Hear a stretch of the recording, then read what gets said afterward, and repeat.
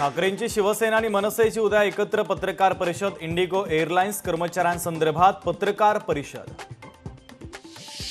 मंत्री दादा भुसे साहित्यिकांसोबत बैठक घेणार। हिंदी भाषेसंदर्भातला अंतिम निर्णय 7 दिवसांमध्ये घेतला जाणार, सूत्रांची माहिती। काँग्रेस आणि ठाकरेंच्या शिवसेनेला धक्का। पदाधिकारी माजी नगरसेवक शिवसेनेमध्ये प्रवेश करणार।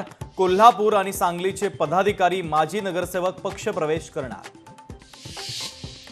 संतोष लड्डांच्या घरी दरोड्या प्रकरणी रोहिणी खोतकरला अटक। रोहिणी खोतकरकडे 22 तोळे सोनं आणि 7 जिवंत काडतुसं देखील आढळले।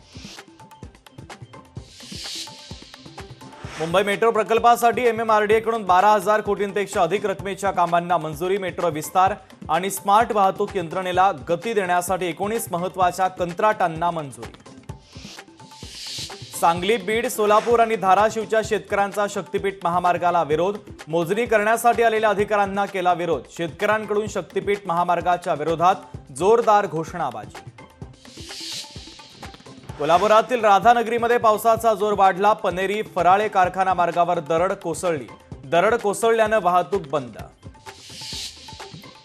ठाणे महापालिकेची अतिक्रमण विरोधी कारवाई। 5 दिवसांमध्ये 73 अनधिकृत बांधकामांवर हातोडा।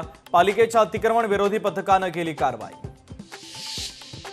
हिंजवडी IT पार्कला पालिकेत समाविष्ट करा। अभियंत्यांसह ग्रामस्थांची मागणी। हिंजवडी परिसरातील समस्यांमध्ये दिवसेंदिवस होते वाढ। पुण्याच्या कात्रज कोंढवा रस्त्यावर भिंत कोसळली। रस्त्यावर उभ्या असलेल्या 3 चारचाकी वाहनांवर भिंत कोसळली। भिंत कोसळल्याने 3 गाड्यांचं मोठं नुकसान।